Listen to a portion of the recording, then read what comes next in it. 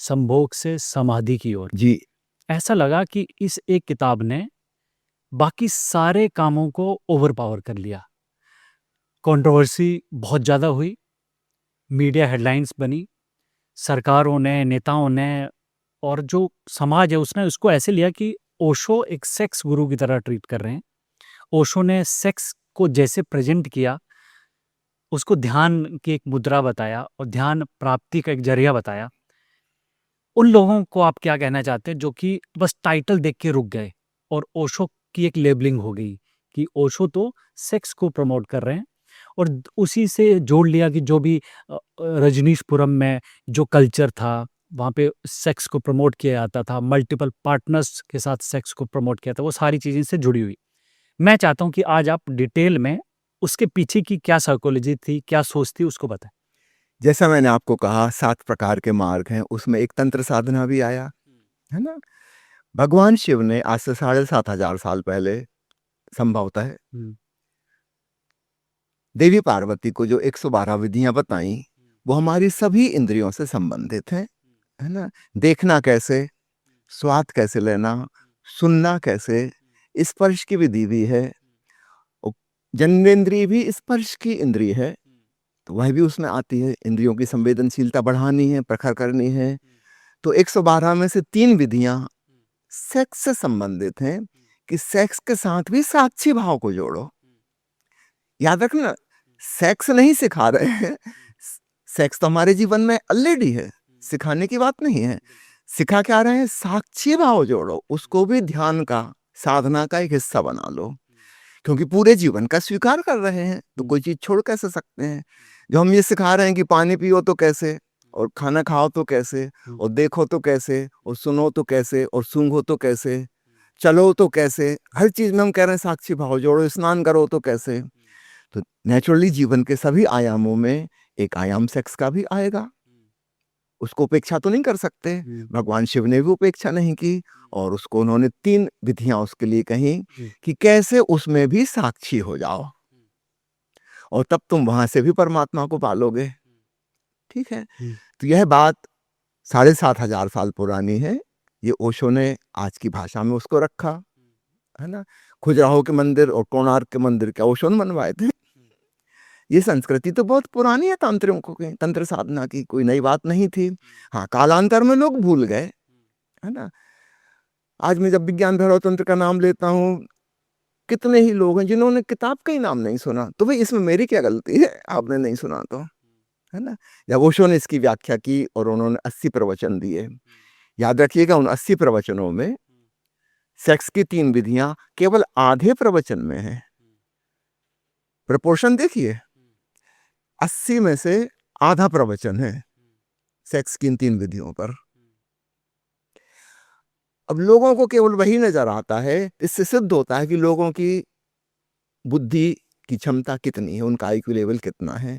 उनके भीतर दमन है सेक्स का, उनको हर जगह सेक्स ही सेक्स दिखाई देता है। उसमें 12 विधियां परमात्मा के संगीत को सुनने की हैं, वो नहीं दिखाई देती किसी को। 11 विधियां परमात्मा का अरूप जानने की, देखने की हैं, वो नहीं पता चलती किसी को। 9 विधियां सांस की हैं, वो किसी कोई उसकी चर्चा नहीं करता कि ओशो ने इतने विस्तार से सांस की विधियां समझाई हैं। आधा प्रवचन है विज्ञान भैरव तंत्र में सेक्स की 3 विधियों पर, और सेक्स थोड़ी सिखा रहे हैं, सेक्स के साथ साक्षी भाव जोड़ना सिखा रहे हैं, ताकि एक दिन तुम्हारे जीवन में ऐसा आए कि तुम सेक्स के पार चले जाओ। जब हम साक्षी चेतना में स्थित हो जाते हैं तो हम सहस्त्रार पे पहुंच जाते हैं। तो हम शुरू कहीं से करें, चाहे कर्म से, अथवा ज्ञानेंद्रिय से, अथवा भाव से, अथवा विचार से, अथवा श्वास से, हम पहुंच जाएंगे हमेशा सहस्त्रार पर। सेक्स का भी उपयोग किया जा सकता है ना? जहां पूरे जीवन का सम्मान है, वहां सेक्स को कैसे छोड़ा जा सकता है? ओशो ने जो किताब संभोग से समाधि को नाम से उनकी प्रकाशित हुई है, आप गौर कीजिएगा, उसमें जो पहला प्रवचन है वह प्रवचन प्रेम के ऊपर है, सेक्स के ऊपर नहीं है। बंबई में यह प्रवचन हुआ था, उसका टॉपिक प्रेम था। जब ओशो 1 महीने बाद लौट के बंबई गए, उस समय वो जबलपुर रहते थे, 1 महीने बाद जब दोबारा गए, तब वहां पता चला कि काफी हंगामा मचा हुआ है। अखबारों ने, और उस समय के जो खास अखबार थे बड़े, वीकली, ब्लिट्स और करंट, 2 अखबार बहुत फेमस अखबार थे उस समय के। अच्छा। उन्होंने खूब बदनामी फैला दी, काम वासना के ऊपर प्रवचन दिया है, जबकि प्रवचन पूरा प्रेम पे, आप पढ़ लीजिए। हाँ, काम का उसमें इतना ही ज़िक्र आता है कि प्रेम का बीज काम है ना? वहीं से यह पौधा और फूल विकसित हो सकता है, इतना ही ज़िक्र आता है। बीज के दमन की दबा के नष्ट करने की ज़रूरत नहीं, बीज को खिलाने की ज़रूरत है ना? पूरी चर्चा प्रेम पर है, लेकिन उसको खूब तोड़-मरोड़ कर अखबार वालों ने पेश किया, और बहुत लोग ओशो के पास आ गए कि आपने ऐसा कहा, ऐसा कहा। अब वो मनगढ़ंत बातें अपनी कह रहे हैं वो, जिन्होंने सुना ही नहीं है।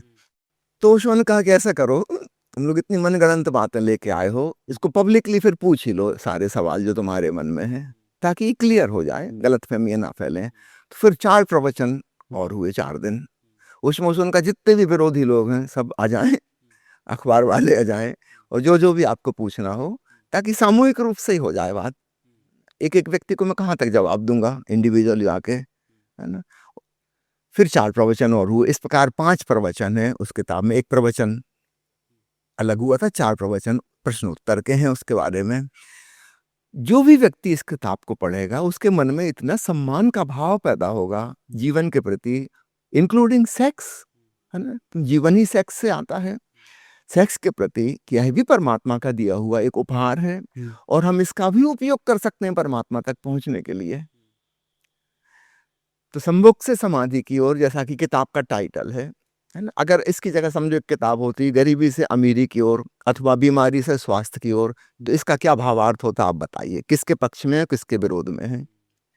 निश्चित रूप से गरीबी के विपक्ष में है, और अमीरी के पक्ष में है। गरीबी से अमीरी की ओर जाना है तो गरीबी छूटती जाएगी जैसे जैसे अमीरी बढ़ती जाएगी। अगर हमें बीमारी से हेल्थ की तरफ जाना है तो जैसे जैसे हेल्दी होते जाएंगे बीमारी छूटती जाएगी। ठीक ऐसा ही संभोग से समाधि की ओर, या कह लो काम से राम की ओर, या कह लो शरीर से आत्मा की ओर, तो जैसे जैसे हम अपने लक्ष्य की ओर अग्रसर होंगे, जहाँ से हम शुरुआत किए थे वो हिस्सा तो पीछे छूट जाएगा। आज आप सोनीपत में बैठे हैं और आपसे सोनीपत से दिल्ली जाना है, और इसका टाइटल हमने सोनीपत से दिल्ली की ओर।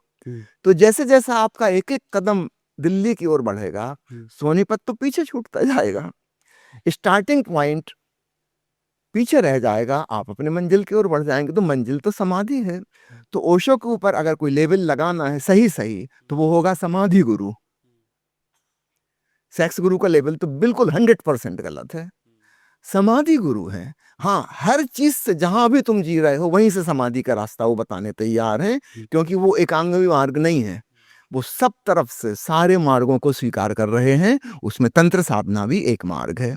सर, इस देश में जो भी आध्यात्म से जुड़े लोग हैं, उन्होंने आज तक इसी चीज़ को प्रोपेगेट किया कि अगर आपको ध्यान करना है, अगर आपको परमात्मा को पाना है, तो आपको ब्रह्मचर्य को अपनाना होगा, यानी आपको सेक्स से दूर होना होगा। स्कूलों, कॉलेजेस में भी आज भी ये स्थिति है 2026 में कि जब बायोलॉजी में वो चैप्टर आता है रिप्रोडक्शन का, तो उसको स्किप कर दिया जाता है।